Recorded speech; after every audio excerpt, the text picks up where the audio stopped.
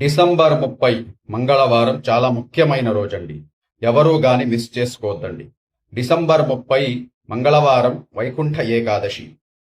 ఆషాఢ శుద్ధ ఏకాదశి రోజున శ్రీ మహావిష్ణువు యోగ నిద్రలోకి వెళ్తారు.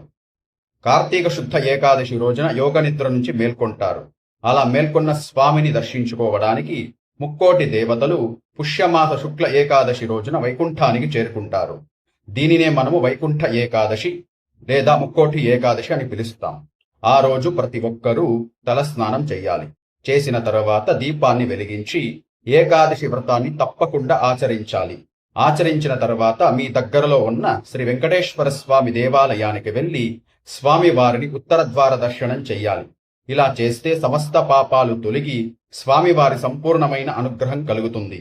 ఆ రోజందరూ ప్రతి ఒక్కరూ విష్ణు సహస్రనామం కనీస పక్షం 108 సార్లు పారాయణం చెయ్యాలి.